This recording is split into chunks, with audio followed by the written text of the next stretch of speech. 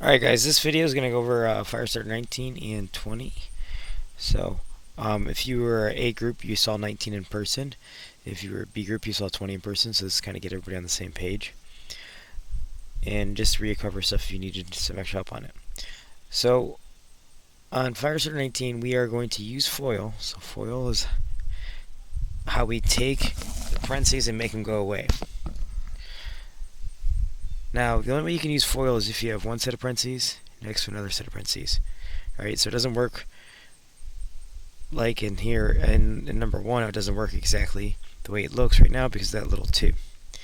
Now, a lot of people are going to try to distribute the 5. You can't distribute the 5 because the little 2 there, because distributive properties like multiplication, those are exponents. So you would have to do the squaring first. And you can't square both the x and 3 because there's a plus sign in the middle. So that's why the first thing you have to do is you have to make it x plus 3 in one set of parentheses, x plus 3 in another set of parentheses. That's the only way to make that little 2 disappear without breaking any math rules. So now we're going to FOIL these two, or you can think of it as distributive property times 2. I like to think of it as distributive property because that makes a little bit more sense if I change the number of items in each parentheses. FOIL only works if there's two things with two things. So I like to think of it as x is a pizza delivery guy. He's going to go over to x's house, and he's going to turn over to x squared. Now you can think of that as FOIL. It's totally fine. And then I like to think of it as x goes over to 3. Right, so x is a pizza delivery guy. Then he goes to x's house and 3's house. But if you're thinking FOIL, those are the outside two. Now, doing the inside two, or I like to think of it as 3 is the next 3 is a new pizza delivery guy. He's got to drop off pizza at x's house, so it's going to get 3x. And then 3 is going to go over to 3, and he's going to give you the last 2, which is 9. Alright. I didn't change the y equals. I didn't change the 5. That's why they're still in parentheses. And that's why it's minus 4. The only thing I can do here is I can combine my like terms. So I'm going to put these two together to give me 6x. So everything else stays the same. 5 parentheses x squared plus 6x plus 9 minus 4. Now I'm going to distribute the 5. So I end up with 5x squared plus 30x plus 45. And I didn't change anything with the minus 4. So my best answer is y equals 5x squared plus 30x plus 41. There's A, there's B, there's C. So parentheses are all gone. Now it's in standard form. A is equal to B, or A is equal to 5. B is equal to 30. C is equal to 41. Done. That's it. 2 is even easier because they're already the parentheses right there. So, x is going to go over to x and give me x squared. X is then going to go over to negative 4, gives me minus 4x. Minus 2 is going to give me minus 2x. Minus 2 is going to go to minus 4, gives me plus 8. So look, I think of it as the blue writing as x is a pizza delivery guy, the black writing as negative 2 is a pizza delivery guy. There's my 4 answers. I combine the like terms in the middle. If you think of it as FOIL, that's fine. First, outside, inside, last. Remember, you combine like terms in the middle. So I end up with minus 6x in the middle. So it becomes y equals negative 3 in parentheses x squared minus 6x plus 8. Now I'm going to distribute the negative 3. So I end up with y equals negative 3x squared plus 18x minus 24. Remember, this one only tells you to find a, b, and c. So I just say a is negative 3, b is 18, c is negative 24. Done. That's it for Firestarter 19. Alright, Firestarter 20. Graph the quadratic functions, label the vertex, and axis symmetry. Alright, this is a little bit. This is based on the number of parentheses and tell me what form we're using. So number 1 is in standard form because there's no parentheses.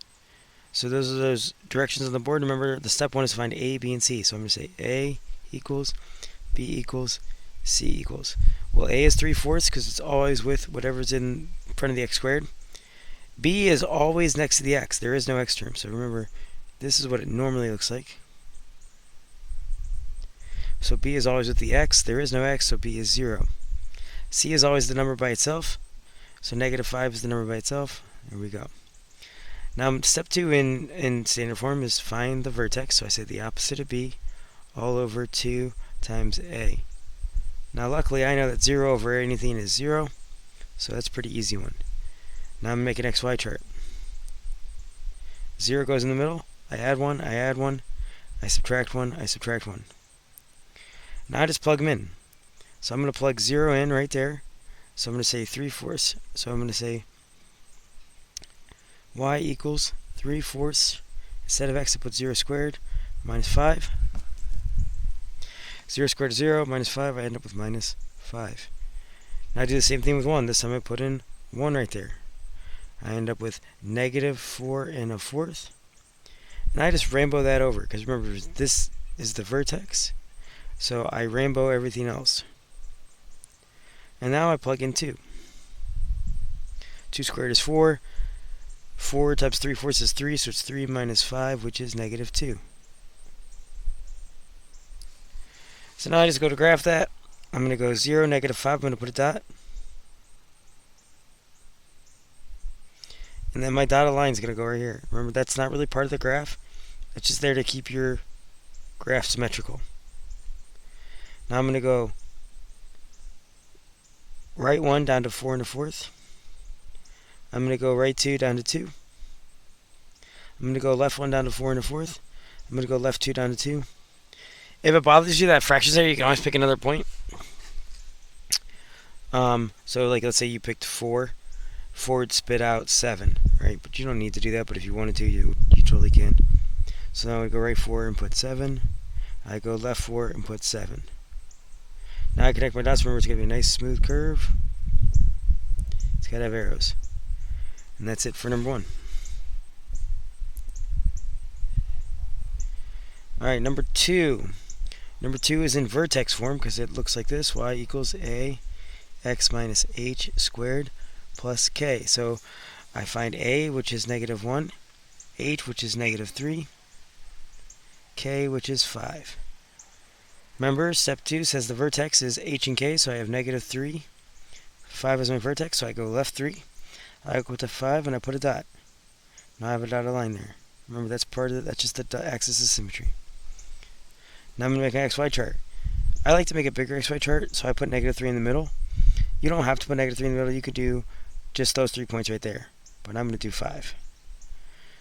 Alright, I know that negative 3 is going to spit out 5. Now to figure out the rest, I just plug it in. And I don't know why I made my lines like that, my numbers that way. I just usually, it doesn't matter if you made them that way, I just usually go the other direction. So I add 1 to get negative 2, I add 1 to get negative 1, I subtract 1, I subtract 1. So I plug in negative 2. So I plug in negative 2 right here. Negative 2 plus 3 is 1. 1 squared is 1 times negative 1 is negative 1 plus 5 is going to be 4. That rainbow's over there. You could do that on the graph. So you could go left 2 up to 4, put a dot, and then you could say I'm going to count the blocks. I'm one block from the dotted line, so I'm 1 block from the dotted line, but put another dot there. I did it on the graph, so I already have that point. But if you didn't, you could do it that way too. Now I'm plugging negative 1. Negative 1. Negative 1 plus 3 is 2. So 2 squared is 4. Negative 4 plus 5 is 1. So I go left 1 up to 1. And then I go left 5 up to 1. There's my graph. Notice I knew right away it should have been an upside down U because A is negative. So if that would have been a smiley face graph, I know it would have been a mistake. Last one is in intercept form. We have y equals a x minus p x minus q.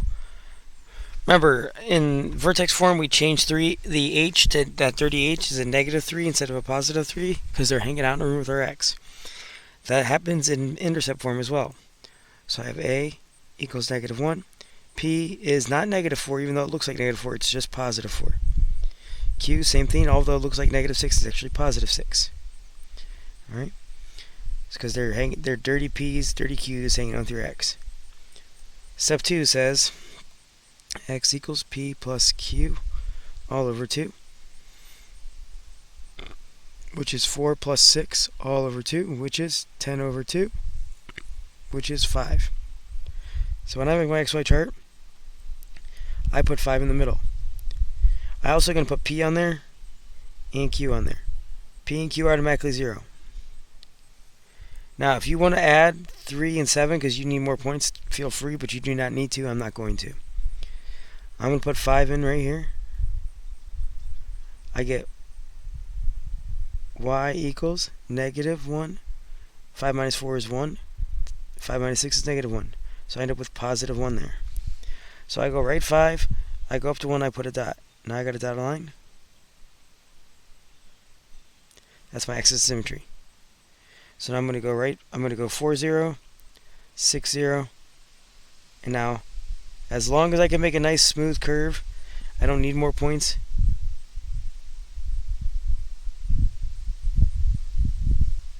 Looks okay. Could be better. I'm on the screen though. Alright, so that's it. That's going to finish Firestarter 19 and 20.